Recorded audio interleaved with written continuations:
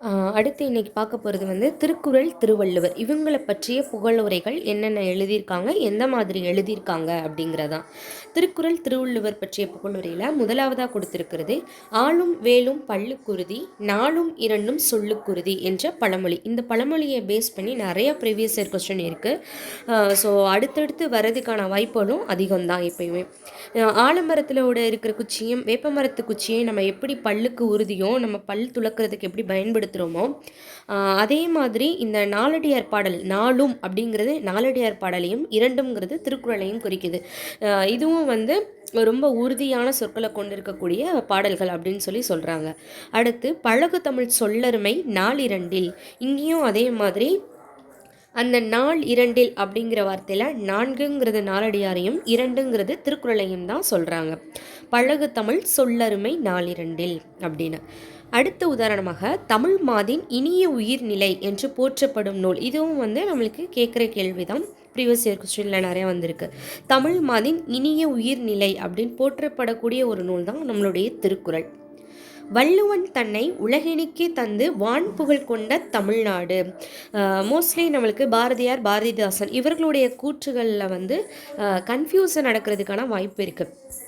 So அந்த மாதிரி டைமிங்கில் நம்ம ஏதாவது ஒரு கீ யூஸ் பண்ணி ஞாபகம் வச்சுக்கிட்டோம் அப்படின்னா நம்மளுக்கு எக்ஸாம் டயத்தில் அது ரொம்ப யூஸ்ஃபுல்லாக இருக்கும். அந்த வகையில் இங்கே வள்ளுவன் தன்னை உலகினிக்கே தந்து வான் புகழ் கொண்ட தமிழ்நாடு அப்படின்னு வந்திருக்கு. ஸோ தமிழ்நாடு அப்படின்னு வந்துட்டால் அது நம்மளுடைய பாரதியாருடைய கூற்று. இது பாரதிதாசனுடைய கூற்றுங்கிறப்ப வையகமே அப்படிங்கிற மாதிரி வரும். ஸோ இது அடுத்தடுத்து வரும் பொழுது கவனிப்போம். செந்தமிழ் நாடெனும் போதினிலே இன்பத்தேன் வந்து பாயுது காதினிலே என்று பாரதியார் தான் பாடியிருக்காரு. இதுவும் எல்லாருக்கும் பரிச்சயமான ஒரு பாடல் தான். அடுத்து வள்ளுவனை பெற்றதால் பெற்றதே புகழ் வையகமே. அப்போ இங்கே வள்ளுவனை பெற்றதால் பெற்றதே புகழ் வையகமே அப்படிங்கிறது பாரதிதாசன் அவர்களுடைய கூற்று. அடுத்து இணையில்லை முப்பாலுக்கு இந்நிலத்தை, இதுவும் கவிஞர் பாரதிதாசன் அவர்களுடைய வாசகம்தான். இணையில்லை முப்பாலுக்கு இந்நிலத்தே. முப்பால் அப்படிங்கிறதா இங்கே அறத்துப்பால், பொருட்பால், இன்பத்துப்பால், இந்த 3 பாலுக்கும் இந்த நிலத்தில் வந்து இணையே கிடையாது அப்படின்னு சொல்லி வள்ளுவரை புகழ்ந்து பாரதிதாசன் அவர்கள் எழுதியிருக்காங்க. அடுத்து தெள்ளு தமிழ்நடை சின்னஞ்சிறிய இரண்டடிகள், அள்ளதொருஞ்சுவை உள்ளந்தொரும் உணர்வாகும் அப்படிங்கிற வார்த்தைகளும் நம்மளுடைய திருக்குறளை பேஸ் பண்ணி பாரதிதாசன் சொன்னது தான். தெள்ளு தமிழ்நடை சின்னஞ்சிறிய இரண்டடிகள் அப்படிங்கிறதையும் அள்ளதொருஞ்சுவை உள்ளந்தொரு உணர்வாகும் அப்படின்னு பாரதிதாசன் அவர்கள் பாடியிருக்காங்க. அடுத்த வரி வெல்லாததில்லை திருவள்ளுவன் வாய் விளைத்தவற்றுள் அப்படின்னு பாரதிதாசன் தான் சொல்லியிருக்காங்க. வெல்லாதது இல்லை திருவள்ளுவன் வாய் விளைத்தவற்றுள் அப்படின்னு சொல்லி பாரதிதாசன் அவர்கள் எழுதியிருக்காங்க. அடுத்து வள்ளுவர் செய் திருக்குறளை மறவரனன் குணந்தோர்கள், வள்ளுவர் செய் திருக்குறளை மறவரனன் குணந்தோர்கள், மனோன்மணியம் பே சுந்தரம் பிள்ளை. நம்மளுடைய தமிழ்தாய் வாழ்த்து பாடலை எழுதிய மனோன்மணியம் பே சுந்தரம் பிள்ளை அவர்கள் தான் இந்த வார்த்தையை சொல்லியிருக்காங்க. வள்ளுவர் செய் திருக்குறளை மறவரனன் குணந்தோர்கள் அப்படிங்கிற வாசகத்தை சொல்லியிருக்காங்க. அடுத்து ஒளியை கோட்டமடைய செய்து தொலைவில் உள்ள பொருளை அருகில் தோன்றுமாறு செய்யலாம் அப்படின்னு சொன்னவர் யாருன்னா கலீலியோ.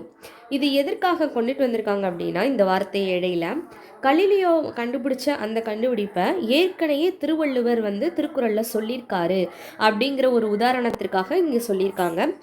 அதுவும் நம்மளுக்கு கீழே வரும், அதை நம்ம அடுத்ததாக பார்ப்போம்.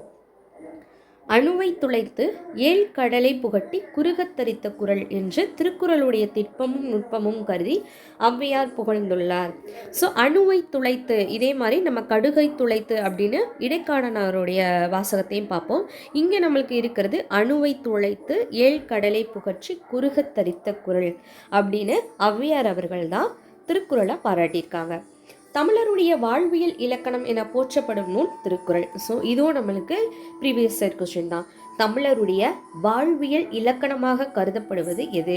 திருக்குறளா புறநானூறா அந்த மாதிரி வைக்கும் பொழுது அந்த டைமில் நம்மளுக்கு கன்ஃபியூஷன் வர்றதுக்கான வாய்ப்பு இருக்குது. ஸோ தமிழருடைய வாழ்வியல் இலக்கணம் அப்படின்னா அது திருக்குறள் தான். திருவள்ளுவர் தோன்றிராவிட்டால் தமிழன் என்ற ஓர் இனம் இருப்பதாக உலகத்தாருக்கு தெரிந்திருக்காது. திருவள்ளுவர் தோன்றிராவிட்டால் தமிழன் அப்படிங்கிற ஒரு இனமே தெரிஞ்சிருக்காது அப்படின்னு யார் சொன்னான்னா கி.ஏ.ஆ.பா. விஸ்வநாதம். கி.ஆ.பே. விஸ்வநாதம். ஸோ அவர் தான் என்ன சொல்லியிருப்பாருன்னா, திருக்குறள் என்ற நூல் தோன்றியிருக்காவிட்டால் தமிழ் மொழி என்கிற மொழி இருப்பதாகவும் உலகத்தாருக்கு தெரியாது. அப்போ திருவள்ளுவர் பிறந்ததுனால்தான் தமிழன்கிற இனமும் தெரிஞ்சிச்சு, திருக்குறள் பிறந்ததால் தான் தமிழ் அப்படிங்கிற மொழியும் தெரிஞ்சிச்சு அப்படின்னு கி.ஆ.பா. விஸ்வநாதம் அவர்கள் சொல்லியிருக்காங்க.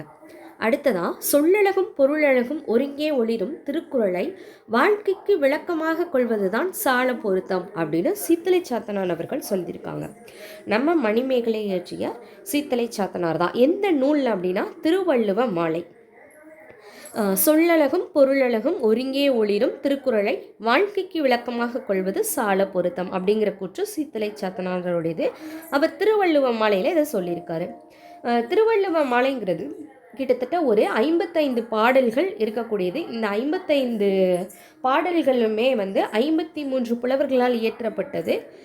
அது எல்லாமே என்ன அப்படின்னா நம்மளுடைய திருக்குறளை பற்றிய கோட்ஸை மற்றவங்க என்ன சொல்லியிருக்காங்க அப்படிங்கிற கருத்தை பதிவு செய்யக்கூடிய ஒரு நூல். ஸோ கீழே கொடுத்துருக்காங்க, திருக்குறளுடைய சிறப்பை உணர்த்தும் நூல் தான் திருவள்ளுவ மாலை. 53 புலவர்கள் பாடியிருக்காங்க அப்படின்னு சொல்லியிருக்காங்க.